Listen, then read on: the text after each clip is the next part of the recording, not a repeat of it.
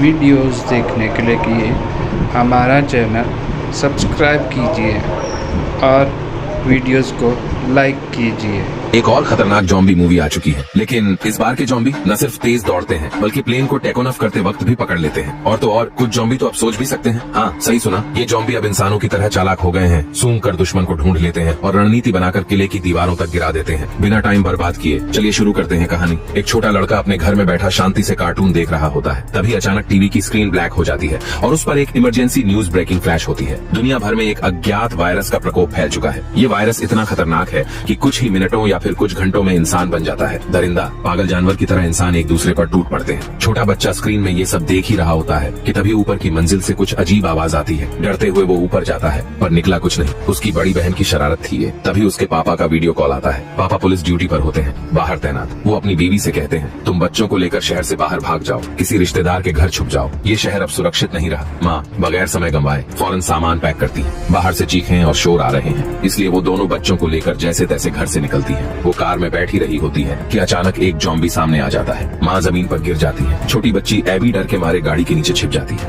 और वहीं से वो देखती है उसका छोटा भाई उस जॉम्बी का शिकार हो गया। थर थर कांप रही एबी काफी देर तक हिम्मत नहीं जुटा पाती बाहर निकलने की। जब वो बाहर निकलती है तो सामने होता है उसकी माँ, लेकिन अब वो माँ नहीं, एक खून की प्यासी जॉम्बी बन चुकी है। वो एबी पर झपटती है, लेकिन तभी गोलियों की आवाज गूंजती है। एक अनजान आदमी आता है जो उस वक्त एबी के लिए फरिश्ता साबित होता है। वो एबी को बचा लेता है और फिर उससे कहता है, कानों पर हाथ रखो, अब मुझे तुम्हारे भाई को आजाद करना होगा। कट्टू 10 साल बाद एक नई दुनिया जहां इंसानों की सभ्यता अब बस एक गुजरी हुई कहानी है। कभी जो शहर जगमगाते थे अब वही शहर बन चुके हैं, उजड़े खंडहर। वो छोटी बच्ची एबी अब बड़ी हो चुकी है। जंगल के योद्धा कासियस की ट्रेनिंग में वो बन गई है एक जंगल की शेरनी। इन बीते सालों में उन्होंने हर दिन जिंदा रहने की लड़ाई लड़ी है, लेकिन एबी के दिल में अब भी एक ख्वाहिश बाकी है। वो चाहती है इंसानों के बीच रहना, एक ऐसा कैंप जहां लोग हों, बातें हों और उम्मीद हो। पर कासियस उसका सपना है इंसानों से दूर एक निर्जन टापू पर बसना, जहां न कोई खतरा हो न ही कोई धोखा। रात गहराती है, अचानक अलार्म बेल की टन सुनाई देती है। कासियस तुरंत बाहर निकलता है बंदूक लिए हुए। काले अंधेरे में से एक जॉम्बी उन पर झपटता है, लेकिन वो जिंदा है अब तक, क्योंकि उसके पास निशानेबाजी में गजब का हुनर है। चंद सेकंड्स में जॉम्बी ढेर। पर यही बात उन्हें अंदर से झकझोर देती है, क्योंकि जहां एक जॉम्बी होता है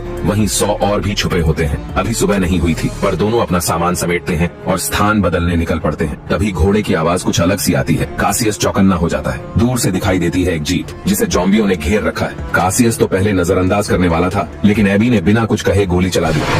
अब उसके पास कोई चारा नहीं, उसे मैदान में उतरना ही पड़ा। दोनों अपनी सवारी पर बैठकर जीप के पास पहुंचते हैं। मरे हुए लोगों से राशन, औजार और कासियस को तो एक जोड़ी जूते भी पसंद आ जाते हैं। पर जैसे ही वो जूते पहनता है जीप से रेडियो की आवाज आती है, क्या कोई है?